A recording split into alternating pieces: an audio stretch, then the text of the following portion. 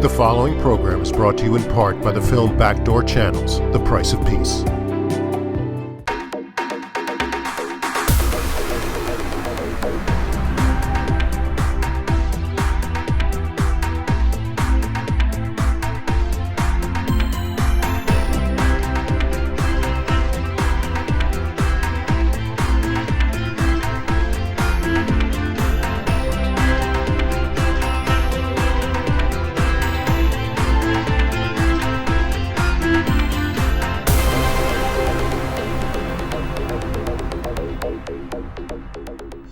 Welcome to another Leon Charney Report. We have a really eclectic and exciting show tonight.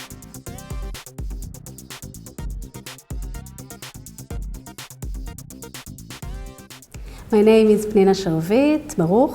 I am a senior researcher at the Institute for National Security Studies in Tel Aviv. Previously, I was the head of the International Law Department in the IDF. I am colonel, reservist, and a specialist and expert in international law.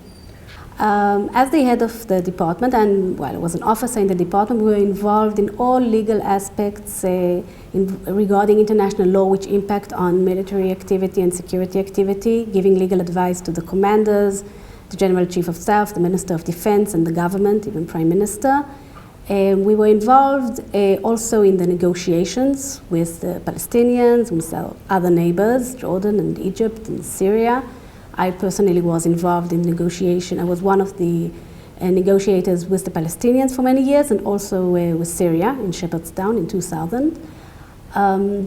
We were also involved, and unfortunately more so since 2000, 2001, in giving legal advice on the laws of armed conflict, which involves both legal advice on general issues and practices, and also accompanying and giving advice on particular operations. We are there when there are ongoing active operations. We have legal advisors from the division level up, advising the commanders on different measures, means, targets, until the level again of the government and Prime Minister. Well, we are involved already in the planning phase. We are involved in the preparation of operational plans. Operational plans are the basis for the training of soldiers and eventually form the basis usually for the operational commands once there is an ongoing operation. So we see to it that the legal aspects, laws of armed conflict or IHL, international humanitarian law, it's the same thing, are incorporated into the plan. We also advise with regard to legality of weapons, legality of certain practices, for example, the targeted killing practice. We also gave our legal opinion. There was a High Court of Justice proceeding on the legality of targeted killing. We prepared the briefs together with the Attorney General's office.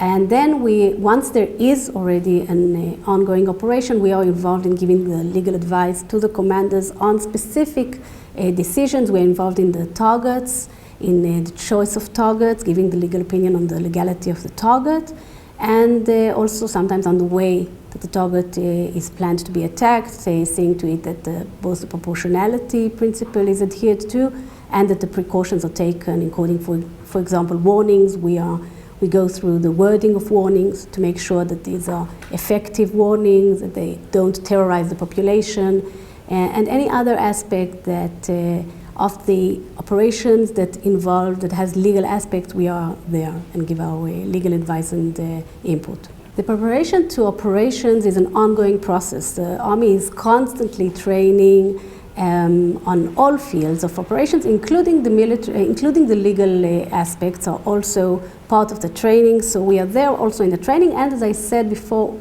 in the preparation of the plans themselves. And so it's an ongoing process. And the legal challenges haven't changed much since, if we look at cost-led or protective edge, they raise similar questions. So we already know the questions and the challenges. Sometimes there are new ones, tunnels or other kinds of challenges that arise, and we need to give our opinion what is legal or not to do, for example, with regard to tunnels. But in general, the questions are sometimes repeat themselves, and the principles, we apply the principles, the acknowledged principles and rules of IHL, of laws of armed conflict. We consult sometimes with legal advisors of other militaries, like the US, the UK, Canada, Australia, and other NATO countries, to see when we have question marks. We have a lot of common dilemmas sometimes, so we go to these conferences and we debate with our colleagues in order to see that we really get the answers right. Well, when it comes to training, eventually any officer will get training on laws of armed conflict. Below, those that are not officers, they also probably will get it in one of the courses, but we don't get down to each soldier. When it comes to giving the legal advice, the ongoing legal advice, it's not only legal advice, by the way. When we say that, for example, something is illegal, they have to respect. It's not something that they can overrule. So it's sometimes also a veto. Usually it's within the level of the commanders, less vis-a-vis the soldiers of the lower ranks. It's a big challenge when the enemy fights from amidst civilian population, using the civilians as a shield. We saw in Protective Edge houses and mosques and schools and clinics and hospitals being used by the Hamas intentionally to operate against Israel, to fire rockets, to store ammunition, to have their headquarters. Amidst civilians, there were cases where civilians, even after Israel warned them to leave a certain area, sometimes they didn't leave because they were forced to stay behind. So this is really actively using civilians as a shield. It's not just operating from a civilian area, which maybe can be understood to a certain degree because most of Gaza is populated, but choosing the most sensitive locations and operating from there and using the civilians as a shield. And now how do you respond? On the one hand, Israel was under a constant barrage of fire. We had tens, dozens, sometimes even hundreds of rockets a day for over 50 days. So it had to do something in response, and any response in these circumstances means that civilians will be harmed. So you have to choose, first of all, the target, of course, has to be a military objective, for example, a rocket launcher, headquarters, weapons depot, but that's not enough. You have to balance. You have to, under the principle of proportionality, you have to balance between the military advantage expected from the attack and the collateral damage to civilians and civilian objects, and balance the two. It's very difficult to do. Under these circumstances, inevitably, civilians will be killed. That doesn't mean that it's an unlawful action, because the laws of armed conflict acknowledge that in some situations you can carry out an attack even if you know that civilians will be harmed. And of course, you have cases of mistakes where you assume that civilians have left and indeed they are there. There's a lot of uncertainty, even with a sophisticated military like the IDF. There's a lot of uncertainty, sometimes mistakes in the evaluation. We try the rules and the law and the orders incorporate the rules of armed conflict, and in addition, there's also, Israel knows that it's being looked at, the whole world is watching it with a magnifying glass, so there are even imposed restrictions beyond what the law requires to minimize harm to civilians as much as possible. In this situation, it's such a long period of being under attack, it's still inevitable that civilians will be killed, unfortunately. That's the truth. It doesn't mean that the law hasn't been respected. It's just an inevitable reality of applying the law in such a very challenging situation. We are there constantly reminding, as I said, the laws of armed conflict are incorporated inside the orders. They're in the plans and in the orders. So abiding by the orders, the operational orders, is also abiding by the law. It's incorporated within it. There's always the question of how to implement it, how to decide on a specific situation. The commanders are aware of the restrictions, the legal restrictions, and sometimes there are more than not only legal restrictions, but also policy restrictions. For example, in both cost-led operation and Protective Edge 2, The main hospital in Gaza was used as a headquarters, and legally, after giving a specific warning to a hospital, and if they continue using it for military purposes, it can be a military objective, and then you have to weigh the proportionality. It's a difficult issue. But this, for example, was never even raised as a potential target by the military because of other considerations of what will we do, how will it look if we target a hospital, and what will we do with all the people that are injured and sick, where will they go? Israel was, during the operation, providing the Palestinians all the time with humanitarian assistance and humanitarian substances and food and water, even beyond what is required under the laws of armed conflict. So the law gives you the bottom line. You can't go under what the law provides, but there are restrictions and there are actions that are done. Beyond that, the commanders are aware of these circumstances. For sure, the higher level commanders. So it is already part of their reasoning includes these kinds of considerations. The use of a nuclear weapon maybe could be legal in very extreme situations where the survival of the state is at stake. So it is clearly not a weapon that you can use just lightly. Only in really very, very extreme cases, maybe it could be considered lawful if, on the other hand, you're going to be destroyed. So then, and that's your only response, then maybe it could be legal. In general, I think most would want these weapons to disappear. I was with my family in Japan, and we visited just last week, 10 days ago, I was in Hiroshima, and we saw the museum, and we saw the dome, and it's terrible, and you see everywhere, you know, the historic fact of what happened there just a few days ago, 70 years ago. And it's terrible, and of course the world would be a better place if there were no nuclear weapons. It's more to try to still continue to diminish the existing stocks, mainly of the superpowers or ex-superpowers, and limiting new countries from entering into the nuclear weapon community, what was the attempt with regard to Iran. I don't know how successful the agreement will be in preventing that from happening. We hope it will. So I think we are worried that the situation will actually become worse. That more countries will gain more nuclear capabilities. We know other countries are looking at what Iran will do and are thinking about if they should do similar things in the region. I hope that won't happen. We will have to wait and see. I personally don't like the saying that the IDF is the most moral army in the world. I don't know if that's true. I know that most Western militaries today give a lot of importance to adherence to the laws of armed conflict, to minimizing as much as possible the suffering of civilians.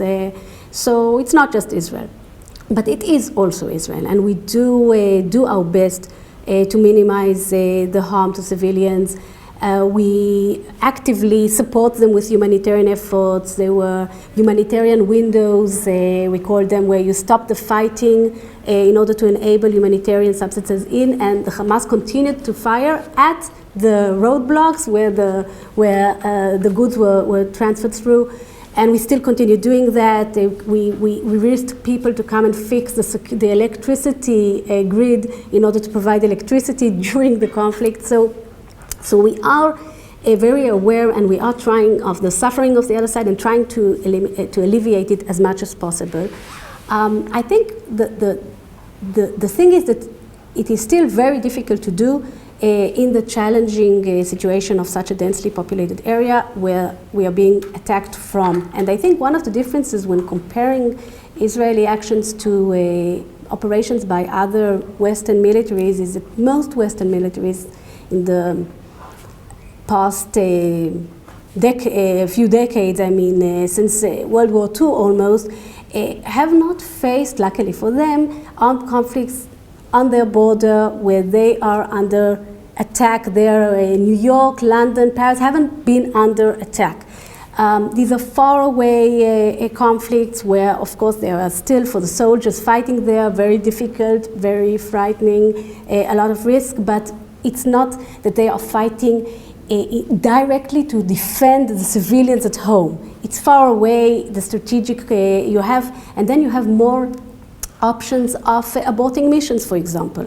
I was asked recently how, according to the figures that were published in the war of the US against ISIS, against IS, there were 15,000, I think, combatants killed and only 400 or 500 civilians.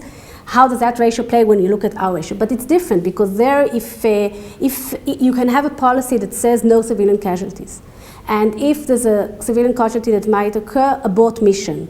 We don't have that luxury because at the moment, if we abort mission, they will just continue firing. So, and we can't choose our missions and fire at a place where there are no civilians.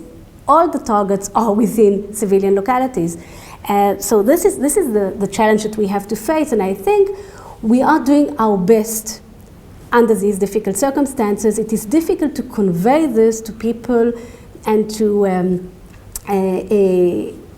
people that are looking at it from outside and that haven't experienced this kind of threat, a direct threat on them. And I always say to my audience, imagine now that you, your house, your families are under fire, and this is the war that you're fighting, how that affects the way you analyze what the military is doing. I find that when I meet audiences and I just give them my personal experience, they understand much better. There's a lot of misunderstanding about the realities of the situation here.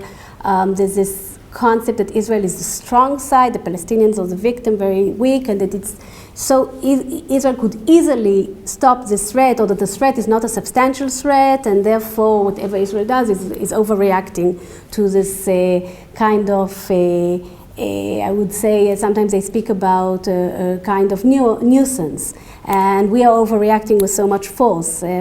And so I try to convey the feeling of being under a barrage of attacks and taking my 9-year-old son in the car and hearing an alarm and getting out of the car and lying on the road with our hands over our head and doing that more than one time a day and running to the shelters, and children in the southern part of Israel sleeping all the time in shelters, wetting their beds, fear every noise they hear.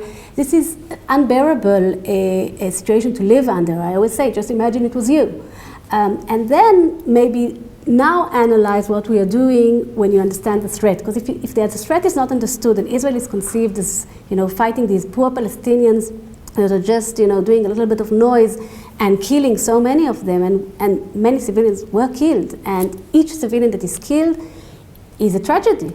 But what is the alternative? How could we have fought better? Now, I think we should always try to improve. And if soldiers, for example, acted in a way that they shouldn't have, I think they should face even criminal proceedings in some cases. I think we should investigate ourselves. I'm sure there might have been cases where there were overreactions, but it's not a policy. It's not a general order or a general policy. These are the exceptional cases that have to be treated seriously, but this is not the policy of Israel or of the IDF. And really the question is, what is the alternative? How could we have fought better? Come and teach us, tell us, I'm ready to hear. Well, the International Criminal Court is new, so it only has jurisdiction from 2002 onwards, but there are a few cases there. It's still a new court. It's still examining its way. Most of the cases at the moment that they are being heard of from African countries. Part of the criticism on the court is on that. I think we are seeing a little bit of worrying signals coming from there. I think the decision of the chamber of the court with regard to the flotilla incident, where they tried to, where they criticized the decision of the prosecutor not to open a criminal investigation into the flotilla incident. We had 10 members of the IHH organization killed on the board of a ship after they attacked soldiers, and the soldiers in the beginning fired paint bullets, but when they felt that they were under a threat to their lives, fired live ammunition, killed 9, another one, 10, died later from his wounds.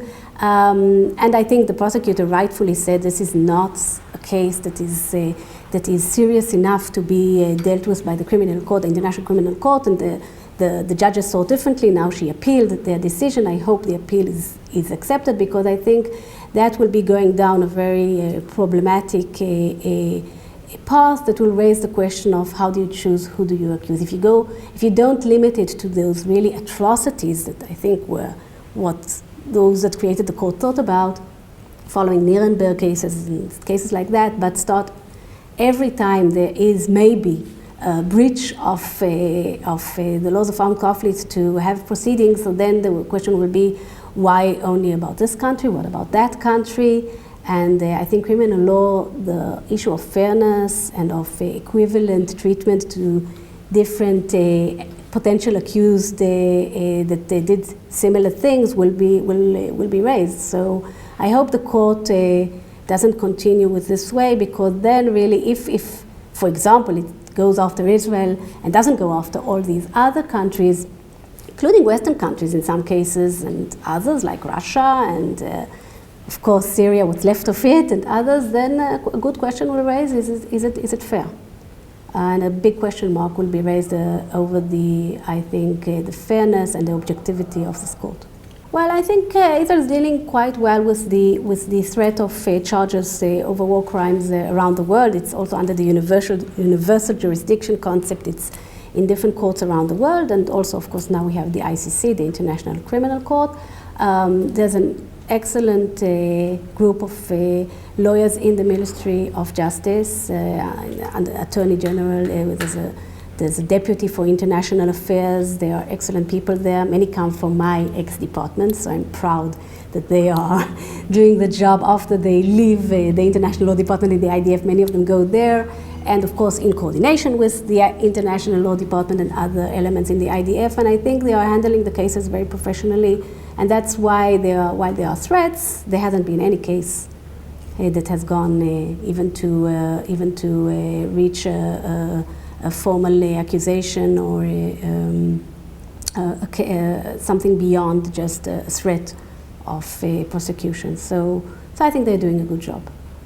The ICC, the International Criminal Court, in the Rome Statute that created the court, there's a specific provision that there's no immunity even to heads of state, which is usually heads of state have immunity from criminal proceedings, and here they don't. So potentially, even a prime minister, that is currently a prime minister, can be potentially arrested if there is already a criminal charge and an arrest warrant issued by the ICC. So there is such a danger, and the countries that are members of the Rome Statute would have to adhere to such a arrest warrant. So, well, at the moment there's no proceedings. What we have at the ICC at the moment is a preliminary examination. There's no decision yet even to open a criminal investigation. There are no criminal charges. So I hope we don't get there. If we do get there, it will be against a specific people with specific names that will know that they have criminal proceedings against them and warrants to arrest them. It's not something that will be unknown and that people can suddenly be arrested without knowing that they even have any proceedings against them. The issues that we had in the past where there were fears of arrests like Tzipi Livni at the time and others were more universal jurisdiction issues in states where there was a potential where a person, an individual, could initiate proceedings against a person who accused of carrying out war crimes, and there was a possibility of the judge to issue an arrest warrant without even asking the public position of that state's official authorities. So then there was this potential threat. Most countries changed the legislation, like the UK. You need to get the position of the official UK authorities before going ahead with such kinds of proceedings, and other countries too. So that threat also, I think, is a little bit not as it was before. Well, there are preliminary examinations in the International Criminal Court carried out by the prosecutor in quite a few cases against many countries, including the US, including the UK, including Russia and Colombia and others. So Israel is not the only one under a preliminary examination. I think that the flotilla judgment that was given is worrying. That's what because it's a case that seemed quite clear that it's not the right case for the criminal court, the International Criminal Court, to deal with, and they seemed to think differently. So that's a bit worrying about where will that go with Israel and whether politics is becoming more prominent in the ICC too. In the meantime, we're still giving them the benefit of the doubt because it's a new body. So we might need to have some concern. I think the main concern if it becomes politicized. More than if it stays a professional body, then I think there are so many other countries that face same challenges and carry out the same kinds of actions. And then they would have to deal with all of them, not only with Israel. But if it becomes politicized, then it can single out Israel, and it will be more problematic for us, but I think problematic also for the ICC too. I was a member of the negotiation teams with the Palestinians since 1993, after the DOP, the Declaration of Principle, which is known as the Oslo Agreement. I was involved also beforehand a bit in the Madrid, preparation to the Madrid conference in '91, but as a member of the negotiation teams, I was there from '93 continuously until actually the disengagement. Some parts of the time there was no negotiation, and giving. Usually, I was a legal advisor in the civilian or economic negotiation teams, giving my legal advice and helping to reach the agreement and in the wording of the agreements. That was our role as legal advisors. It was very interesting, frustrating, because we thought we were going to get there, and unfortunately, so many years have passed, and we haven't managed to achieve a peaceful solution with the Palestinians. Well, the two sides need to agree on where the border between them will lie, and that will also influence the status of settlements. In the past, the idea was, and there was agreement that certain settlement blocks will stay, and the land or the percentage of land that they are from the West Bank will be replaced by swaps, land swaps from other area within Israel that will be transferred to the Palestinians. I think that means that those kinds of settlements will be part of Israel. The border will be beyond them. With regard to isolated settlements, it's really a question of what the sides agree, whether they will be any such thing, whether they will stay there. If they do stay there, will they be under Palestinian rule? I personally think it will be a destabilizing factor. I don't think it would be a good idea to have a settlement stay within a Palestinian state. For sure not in the beginning, when the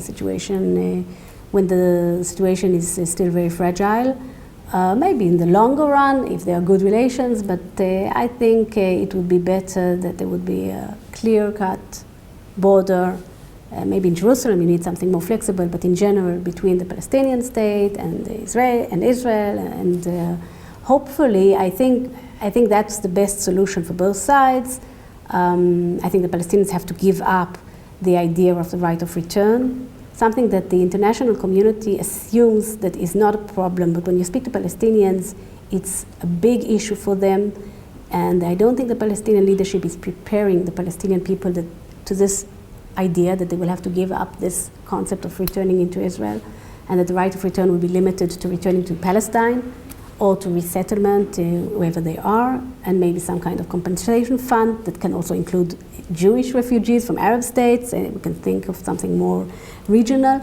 And then we have to find a solution for the border itself and for security arrangements. I think it's something that maybe is still doable. Fortunately, it's becoming more and more complicated to achieve this result, and that I think is unfortunate, because I think it's in the interest of not only of the Palestinians but of Israel also that we will have a solution of two states for two peoples. Well, Forum Dvorah in the beginning was actually the Israeli branch of Inclusive Security, which is a US-based organization that is the role of which is to encourage more women to participate in policy and security decisions, especially in areas of conflict, in peace negotiations. The idea was that in many countries, like in Africa, for example, when you reach eventually negotiations on peace agreements, the women are not part of the equation. They're not there in the negotiation table, and their interests are also not protected. So part of it was also because the women in some conflicts have a special a position and need to be defended beyond what the men are discussing, and also the idea that women should be there, that it's important to have women around and to have the women's point of view.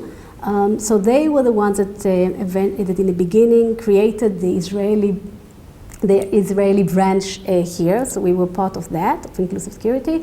But after a few years, we became an independent body. We were called after Dvorah, who's a role model because she was both a prophet, a poet, a military leader, a political leader, a judge. So she had all those attributes, and so we thought that's women we are looking for and we want to be. So we are trying to encourage more women to speak up in issues of security and be incorporated in decision-making on security, both within the government, outside the government, in conferences, in the media, in think tanks, and also in the government and in the governmental committees. Well, there was also, in the inclusive security had also a Palestinian branch. The idea was in the beginning to try to have meetings between the Palestinian and the Israeli branches, but it didn't work out so much because of the Palestinian side. They were not ready, prepared to meet. I don't know if they still exist. I don't think it really continued so much, but I think you have young Palestinian women who are very impressive in the negotiations. There were some very impressive women, both senior, like Hanan Ashrawi. We don't always agree with her, but she's very, very impressive. And the younger generation of very impressive young women. So I'm sure we will still hear of that. The optimistic part of my service was it was the time when we were negotiating with the Palestinians. And 2 years in a row, I celebrated my birthday with Palestinians in the negotiation table, once in Cairo, once in Paris. And I had in Cairo Saib Arikat. I think his birthday is 2 days before, 2 days after me. So he and Hassan Asfour, who was also 2 days before or after, we had a joint. I have a picture with a cake with the name of the three of us. And in Paris, I have a picture of a present. They brought me a big box of baklava. And I had some very good relations with some of the Palestinians, and I think the tragic thing is that there are good people on both sides that really want peace, and somehow we have to bridge the gap and make the moderate voices that do want to live peacefully stronger than the extremists. At the moment, unfortunately, you hear more of the extremists on both sides. And it's making the moderates lose faith in the possibilities of ever having a peace here. And I think we should continue hoping and working towards that end, but it's a challenge. It's not going to be easy. We are back. We have gone from Yemen to Israel, and now we're going to go to a very serious topic. It's called the response of Orthodox Jewry in the United States to the Holocaust. The activities of Vad Hatzalah Rescue Committee. Vad means committee, and Hatzalah means to save. And it's written by Efraim Zuroff. And it's a very, very controversial subject, and I'm glad someone wrote about it, because there have been many rumors, and we'll talk to the doctor about it, that many rabbis, because of their own beliefs and their own concepts of how Judaism should behave in a sense, told many of their followers not to leave the Holocaust areas, the regions at Hungary and Germany and et cetera, and they themselves somehow got out, and it's a tough subject. Welcome to the show, Doc. You work for the Simon Wiesenthal Center, so you are basically a Nazi hunter. I'm the person in the Wiesenthal Center who's responsible for all the research on Nazi war criminals, for the political lobbying, and for doing whatever is possible, even at this point, to bring Nazi war criminals to justice. All right, why did you get interested in this topic? I did graduate work at the Institute of Contemporary Jewry and chose the Holocaust as my specialization because I couldn't understand how such a thing could take place. And you have to remember... Okay, be careful, because a lot of our people don't know, and a lot of people are not Jewish. How such a thing is what? As the Holocaust. Okay. Okay, in other words, I grew up in the 60s, right. Very activist period. The Jewish community was very militant on behalf of Soviet Jewry, on behalf of Israel. And it was my understanding that not that much had been done during the war to try and save the Jews. Right. And so I was very intrigued intellectually, and I started studying it. And the first paper I did as a graduate student was on what information was there in the Jewish press and in the New York Times regarding the crimes of the Nazis. I wanted to know what an average Jew sitting in his living room in New York or in Detroit or Boston could have known about those crimes while they were taking place. Right. And I found some amazing information, that there was plenty of details about the crimes themselves. And in the winter of 1942, it was common knowledge that millions of Jews were being murdered. On December 2nd, 1942, there was a worldwide day of mourning declared throughout the Jewish world, and 6 days later, a delegation of American Jewish leaders met with President Roosevelt at the White House, gave him a document called Blueprint for Extermination. 2 million Jews have been murdered. 5 million more European Jews are in danger of annihilation. Well, there's a fellow named Peter Bergson. You know him? Sure. Changed his name now. It's Hillel. No, his name was Hillel Cook. He went under the pseudonym of Peter Bergson. He was screaming this in the 40s. He's been on the show. He's paralyzed today. But he was screaming about this. Well, he's really one of the heroes in the sense that they did everything possible, in some cases together with the rabbis of the Vad Hatzalah Rescue Committee, to activate the community and make rescue the #1 priority. Okay, so what happened? Well, it's a long story, and it doesn't begin in 1943. It begins in 1939, when after the Soviet invasion of Poland, about 1,500, 1,600 rabbis and yeshiva students from the elite yeshivas, Mir, Kamenetz, Baranovitz, Kletz, Gradin, run away from Eastern Poland, which was invaded by the Soviets, because they know that the communists will close down the yeshivas, and move to... Yeshivas are schools of learning. They moved to Vilnius, which was handed over by the Soviets to the independent neutral Republic of Lithuania. Right. They arrive, they have to be housed, they have to be clothed, and an SOS... It's the rabbis and the students? The rabbis and the students. Okay. They were tipped off? No. In other words, the Soviets invaded on September 17th. On October 13th, they announced that they're handing over Vilna, which had been part of Poland, to independent Lithuania. Right. The rabbis and the students, I should say, in some cases the students who dragged the rabbis, realized this was an opportunity to get away from communist rule, because they knew that the communists would close down the Talmudic academies. Right. And they said, we got to get out of there. Some of them even traveled on the Sabbath to get across the border to the new border, to Lithuania. Right. They arrive in Lithuania, and SOS goes out to American Orthodox rabbis, help us. This is an emergency situation. We have... Did the Orthodox community in America have a separate relationship with the Orthodox Jews in Europe? It wasn't under this umbrella of all Jewish organizations, etc.? Okay. During the interwar period, the ties between the Orthodox Jews in America and the Orthodox Jews in Eastern Europe, primarily in Lithuania and Poland, had been considerably strengthened.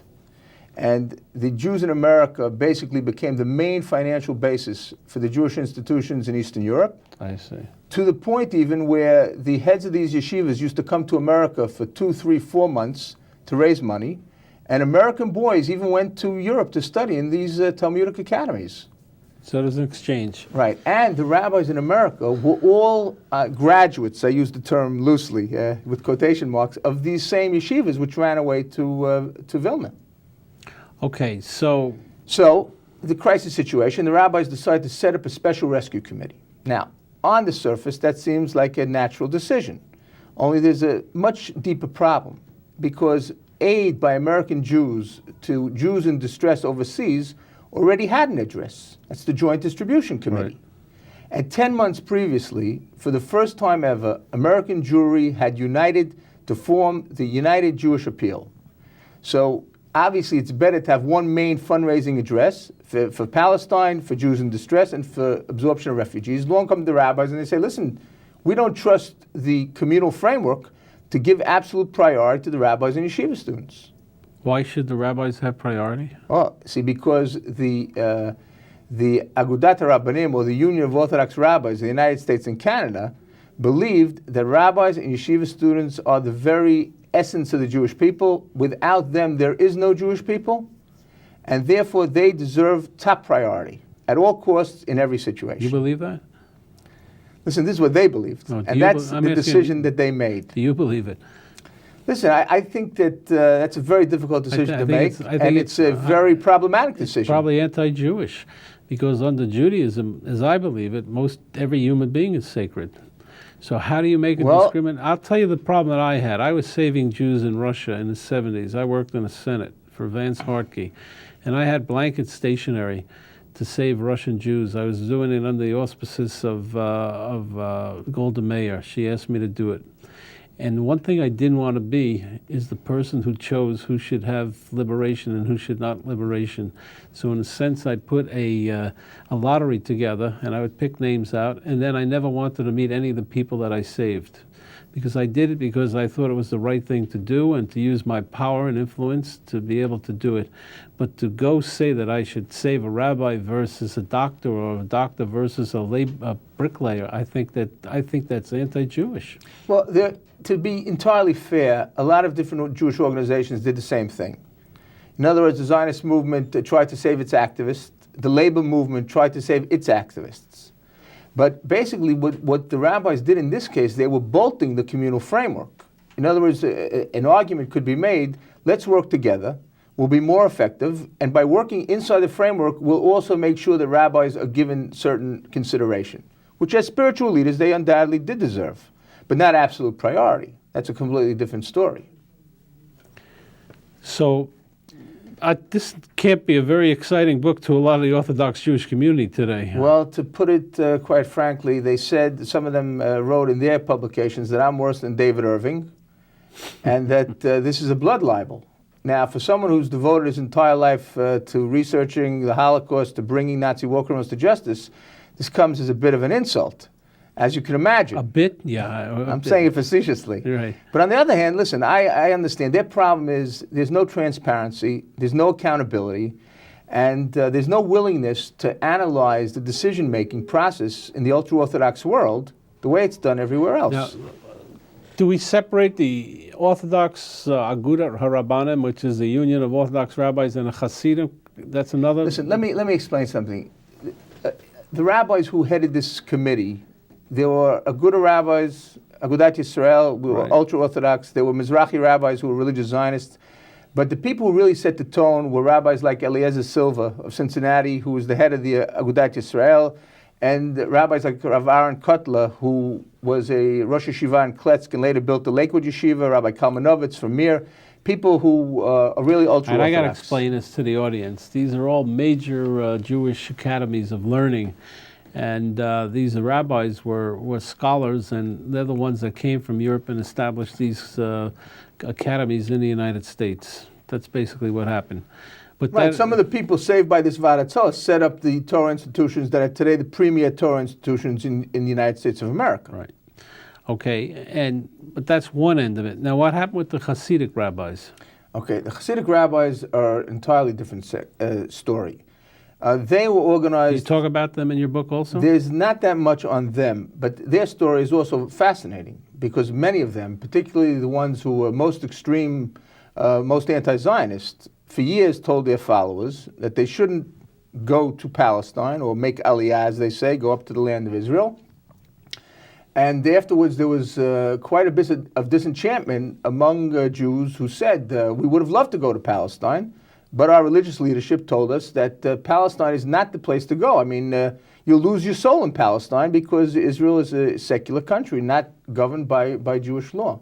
Now, in some cases, these rabbis ultimately escaped, leaving behind many of their followers. One case in particular that stands out and is relatively well known is of the Rebbe of Belz, who escaped from Poland, reached Hungary, and shortly before the Nazis invaded the country, gave a sermon to many, many Jews in which he said, "Don't worry, everything will be all right." That night he left for Palestine. 2 days later, the Nazis invaded Hungary. So you can imagine that this could engender a crisis of belief among many Jews. But, I mean, those people who are ultra-Orthodox, of course, believe that these people are infallible. So something akin to papal infallibility. That's right. When a Hasidic rabbi speaks, his followers, they're in a sense blind followers. Whatever the rabbi says or Rebbe says, they follow. So if the Rebbe said, stay here and don't go to Israel, these people would not go and stay. The fact that he himself went is unusual and should be explored, I guess. It's the Belzer Rebbe, huh? Right. I think that the Jewish world today needs unity more than ever. And part of our ability to be able to work together is to really deal with the battles of the past. But we can't deal with that unless the truth is known. Absolutely. Okay, and that's basically the importance of the book. Have you been reviewed, your book? Has it been reviewed? It's been reviewed in Jerusalem Report. The Jerusalem Post had a big cover story on this, and in other Jewish newspapers there was AP stories, and it got. It's controversial, I'm sure. Yeah, for sure. But that's the spice of life, right? But listen, it's important. Well, because until now, what was written, for example, in the Orthodox world, was purely laudatory. In other words, the Vadatzel were the greatest bunch of guys who did fantastic things, and they were the only ones out there saving Jews. Yeah, and that's not true. No, not by any stretch of the imagination. You've heard it here on the Leon Charney Report. We're on this, let's see, we're on the air for about 13 years, and once in a while we get these very tough things that come about, and we feel we have to be truthful and tell the truth. We're not a Jewish show per se, we're a public affairs show, but we think that this is of world importance.